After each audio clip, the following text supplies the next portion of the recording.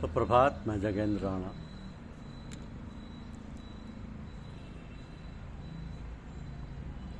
स्वयं आनंद स्वरूप है परमात्मा। स्वयं आनंद स्वरूप है परमात्मा। यह हमारी आज की आध्यात्मिक चर्चा का विषय है। ईश्वर जीव के साथ प्रेम करते हैं तब कोई भी अपेक्षा रखकर नहीं करते। परमात्मा स्वयं आनंद रूप है, स्वयं आनंद स्वरूप। तो आनंद रूप परमात्मा को किसी वस्तु की आवश्यकता नहीं। जिसका आनंद बाहर है, जिसका आनंद दूसरे में है, उसको सबकी अपेक्षा रखनी पड़ती है। जो स्वयं ही आनंद अनुभव करता है, जो स्वयं के आनंद नहीं मरता, उसे किसी वस्तु की आवश्यकता नहीं। तो जीव को जब तक अन्य किसी से सुख मिलता है तब तक वह सापेक्ष है, कुछ अपेक्षा रखता है। आनंद तो जीव के पास ही है, परंतु वह आनंद अपने से बाहर ढूंढता है, अपने अंदर नहीं। स्त्री से, कपड़ों से, धन से आनंद मिले तो उनके वियोग से तुमको दुख भी होगा। तुम्हारा आनंद किसी के अधीन नहीं होना चाहिए, परतंत्र नहीं होना चाहिए। यदि वह किसी के अधीन होगा तो वह दुख देगा ही। अंतर्दृष्टि करके परमात्मा को अपने अंदर निहारो। एकमात्र भगवान ही आनंद रूप है, बाकी ये जगत तो दुख रूप है। अरे कहीं स्त्री से आनंद मिलता है, पुरुष से आनंद मिलता है। संसार के किन्हीं भी विषयों में यदि आनंद होता तो सब कुछ छोड़कर किसी दिन भी सोने की इच्छा होती नहीं। जगत में आनंद नहीं है, इसीलिए तो निद्रा में आनंद मिलता है। मनुष्य चारपाई पर पड़ने के बाद सब कुछ भूल जाता है, उस समय से स्वयं का ही आनंद मिलता है। आनंद बाहर नहीं, आनंद रूप परमात्मा सबके अंदर विराजे हुए। कारक ईश्वर सर्वभूतानाम हृदय से अर्जुन तिष्ठति। भगवान प्रेम करते हैं तब कोई भी अपेक्षा रखकर प्रेम नहीं करते। ये वर्षा कौन करता है? वर्षा करने की शक्ति किसी मनुष्य में है? किसी विज्ञान में ऐसी शक्ति है कि वर्षा कर सके? वर्षा तो परमात्मा ही करते हैं। गीता में प्रभु जी ने कहा, तपाम्यहमहं वर्ष निग्रहणान् तृष्णामि च। वर्षा परमात्मा की इच्छा से होती है, प्रभु के अपने लिए वर्षा करते हैं। ईश्वर की तो कोई अपेक्षा ही नहीं। भगवान कहते हैं, बेटा एक काम तू कर, दूसरा काम मैं करूँगा। धरती जोतने का काम तुझे करना है, वर्षा मैं करूँगा। पानी बरसने के बाद बोने का काम मनुष्य का है, बीज में अंकुर उत्पन्न करने का काम ईश्वर का है। खेत की सुरक्षा मनुष्य करता है, अनाज भगवान उत्पन्न करते हैं।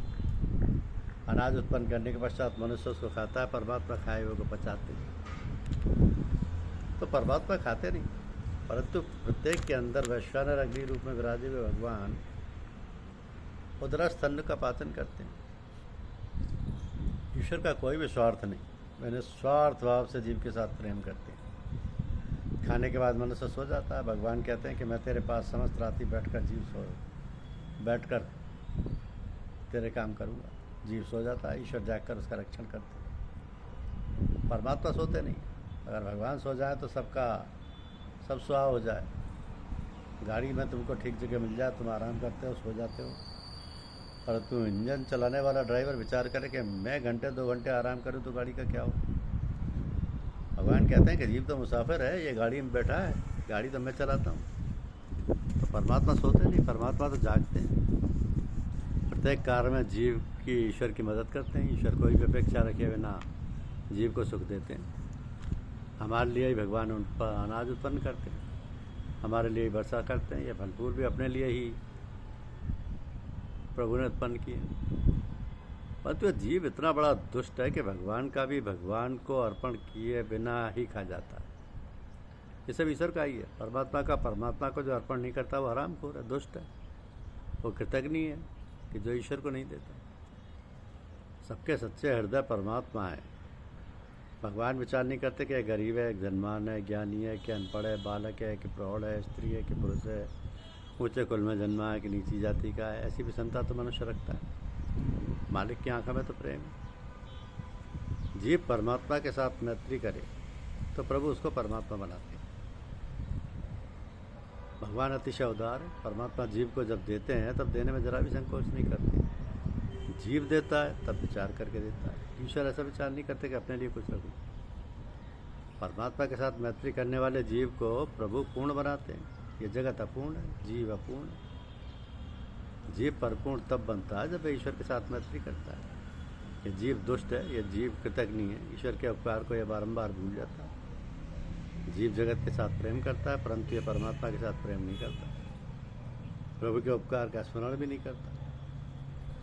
तो प्रभु ने हमारे ऊपर बहुत उपकार किए हैं। भगवान की बड़ी कृपा है कि हम सब प्रकृति छोड़कर आज भगवत परायण हुए। हमें भगवान की भक्ति करने का सुयोग मिला हुआ है। ये परमात्मा की कृपा का ही फल है। जीव तो ईश्वर को भूल जाता है, ईश्वर से विमुख रहता है, परंतु ईश्वर जीव को प्रत्येक काम में साथ देता है। श्रीमद् भागवत में पुरंजन की कथा आती है।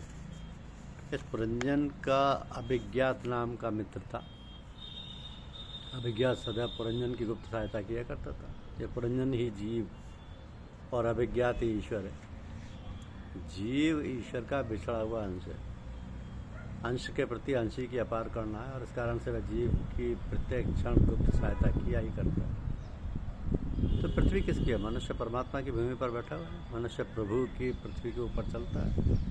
मनुष्य परमात्मा के दिए हुए जल का पान करता है। परमात्मा के तुम सुख में प्रभु की भक्ति करोगे तो तुम्हारे घर कभी दुख नहीं आएगा। बहुत से जीव ऐसे होते हैं कि वे दुख में ही भक्ति करते हैं। दुख में की गई भक्ति कच्ची भक्ति है। एक ही लड़का था एक व्यक्ति का, वो बहुत बीमार हो गया, उसे विषम ज्वर या टाइफाइड हो गया। डॉक्टरों ने भी जवाब दे दिया, इसलिए उसने ठाकुर जी से प्रार्थना की कि दुख में अधिकांश लोग भक्ति करते हैं। सुख में सबका स्मरण किया जाता है और दुख में भगवान का स्मरण किया जाता है। बालक ठीक हो गया, बड़ा हुआ, उसका विवाह हुआ और उसके घर पुत्र भी उत्पन्न हुआ। परंतु जब टाइफाइड हुआ था, जब मृत्यु की सैया पर पड़ा था, तब जैसा भाव भगवान में था वैसा भाव सुख में कहाँ रह सका। तो दुख में तो सभी ईश्वर की भक्ति करते हैं, परंतु दुख में जो परमात्मा की भक्ति की जाती है वह भक्ति कच्ची है। सुख में जो भक्ति करता है उस भक्ति को सच्ची कहते हैं। भगवान तुमको अधिक सुख देवे तो तुम क्या करोगे? कितने ही तो आराम कुर्सी पर पड़े पड़े आराम करेंगे कि ठाकुर जी ने बहुत सुख दिया, प्रभु ने बहुत कुछ दिया, बहुत सुख मिले तो अधिक भक्ति करो। आज जगत में अधिक जीव दुखी हैं। अपने को प्रभु ने बहुत सुख दिया है, जिसको प्रभु ने बहुत सुख दिया उसको अधिक परोपकार करना चाहिए। कितने ही ऐसा समझते हैं जो हमको मिला है वो मौज शौक में क्यों ना खर्च करें, हम मज़े क्यों ना उड़ाएं। अरे परमात्मा क्या मौज शौक के लिए धन देते हैं? किसी जीव को ईश्वर जब अधिक धन देते हैं तब ऐसी अपेक्षा रखते हैं कि मेरे बालकों की कुछ सेवा करेगा, दूसरे के आंसुओं को पहुँचेगा, दूसरों को सुखी करने के लिए परमात्मा अधिक धन देते हैं। तो सुख में जो भक्ति करता है, सुख में जो परमात्मा को साथ रखता है, वो प्रभु की कृपा से किसी दिन भी दुखी नहीं रहता। दुख में जो भगवान का साथ रखता है, परमात्मा उसको दुख सहन करने की शक्ति देती है। दवा खाने में ऑपरेशन करना होता है तो उस समय शरीर के जिस स्थान पर चाकू चलाना होता है उस स्थान पर कोई दवाई लगाई जाती है, उस दवा से भाग में सुन्न हो जाता है। उसके पश्चात चाकू चलाते हैं। चाकू चलाने पर भी दवा के कारण मनुष्य को खबर नहीं पड़ती कि मेरे शरीर पर कोई शल्य क्रिया हो रही है। एक दवा में जब ऐसी शक्ति है कि शरीर में शल्य क्रिया होने पर भी दुख नहीं होता, तब फिर सर्वशक्तिमान ईश्वर जिसके साथ हो उसे दुख का अनुभव हो ही कैसे कर सकता है। तो सुख दुख में भगवान को साथ रखो, ऐसा अभ्यास डालो कि प्रभु को साथ रखकर ही मैं सुख भोगूं। परमात्मा को साथ रखकर जो दुख सहन करता है उसके मन के ऊपर दुख का असर नहीं होता। संतों का चरित्र पढ़ोगे तो पता चलेगा कि हमें तो कोई भी दुख है ही नहीं। परमात्मा ने जो हमें बहुत सुख दिया है, हमें जैसा सुख है वैसा तो किसी को भी नहीं मिला होगा। तुम तुकाराम महाराज का चरित्र सुनोगे तो पता चल जाएगा कि महाराज को लोगों ने बहुत दुख दिया था। दुर्जन का स्वभाव है क्या कारण दूसरे को दुख देते हैं। तुकाराम महाराज के चरित्र में लिखा है कि होली के दिनों में तुकाराम महाराज के पास एक गधा लेकर दुर्जन लोग आए। उन्होंने महाराज से कहा कि इस गधे पर तुमको बैठाकर हम लोगों को बरघोड़ा यानी बारात निकालना। तुकाराम महाराज शांत थे। महाराज ने विचारा कि मैं मना ही करूँगा तो भी ये लोग ज़बरदस्ती करेंगे, इसकी अपेक्षा तो मैं ही प्रेम से स्वीकृति क्यों ना देंगे। इसलिए महाराज ने कहा बहुत ठीक, मेरा बरघोड़ा निकालने की इच्छा तो भाई निकालो। महाराज गधे के ऊपर बैठाया। दुर्जन क्या नहीं करते, महाराज को गांव में घुमाने लगे, परंतु महाराज की शांति भंग नहीं हुई। महाराज की शांति समान रूप से स्थिर रही। तुकाराम महाराज के चरित्र में अनेक बार चमत्कार हुए, परंतु वह सभी चमत्कार प्रभु ने किए। महाराज ने कभी एक भी चमत्कार नहीं किया। महाराज विचारते थे मुझे अपने पुण्य का नाश करना ही नहीं, चमत्कार नहीं करने चाहिए।